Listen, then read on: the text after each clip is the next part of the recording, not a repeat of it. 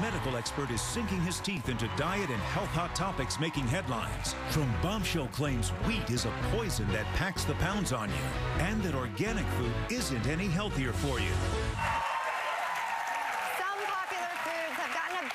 And hot topics lately, like the cardiologist who called wheat a poison that makes you eat more. So right now we are getting the real deal from certified nutrition specialist Dr. Jeffrey Morrison. Thanks for being with us. Okay, so last week in Hot Topics we were talking about a report by Dr. William Davis who said that modern wheat is, quote, a perfect chronic poison, and that it can actually stimulate our appetite and making us consume 440 more calories every day. Wow. So why would you put wheat in a category of being unhealthy as well? Well, wheat has been around for thousands of years in the American diet and human diet, but over the last 50 years, the wheat grain has been hybridized and changed to enhance the concentration of a certain protein called gluten, to enhance shelf life and to also increase crop yield. He said it acts like an opiate on your brain. So what happens is when people eat this gluten, it's at such a high concentration that people are not able to digest it as well as they used to, and people are developing these allergies that never existed because of the high concentration of this protein. What if you don't have an allergy? What if you just want to have a sandwich? You know, so what do you... Well, I don't care about... gluten, I know, is fine for certain conditions, but let's talk about ordinarily. If I have a sandwich and I eat it, you know, whole wheat or whatever, is that okay? Well, or should I look at something else? There's different... so if a person wants to go on a gluten-free diet, they want to... That's a different thing. I'm talking about... So the better options would be something like a spelt bread, which actually is a type of wheat, but it has much lower levels of... What's it called? Spelt bread. Okay. Spelt. Okay. Spelt makes you spelt. And what about pasta? Because I was told, well, look for whole wheat pasta. No, what should I look for now? Well, if you... So... This is hard to chew. There are better options than whole wheat pasta. Now there's quinoa pasta and rice pasta. That's very good, actually. And most restaurants don't have it. So spaghetti squash would be a better option. Okay. Spaghetti squash. Or you can BYOP, bring your own pasta. Guys, I have a statement from the National Association of Wheat Growers. We have to give them equal time. Humans have been growing and eating wheat for thousands of years, is what you said. The assertion that wheat's nutritional value has been changed is patently untrue. So there you go.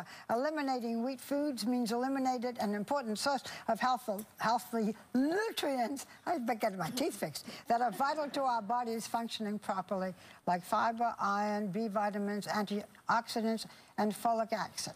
And this, they do have their case. And he says especially, that's especially important to women of childbearing age. So how do you respond to the National Association of Wheat Growers? Well, again, so there's better options than just having white bread. So here we've got the Spelt Bread, we've got Ezekiel Bread, and also gluten-free bread.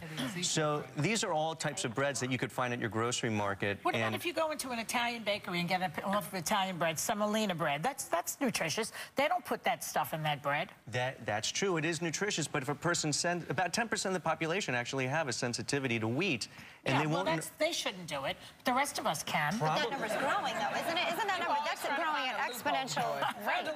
Yeah, if we just eat a sandwich and we're eating whole wheat or even white bread, is it so terrible? We know that obesity is a growing epidemic in the United States. Over 30% of the Americans are obese, and a lot of people believe it's because wheat has this high amount of gluten. I've been trying to tell them. Isn't it because that the fact that we are, with our chicken, with our beef, we are introducing all kinds of hormones that never existed in our food system before. Also, and I wanted to ask you, because I know there's not a lot of time, with all of the nuclear testing that went on in the 50s, all of the nuclear stuff, radiation went up into the air and came down into the soil.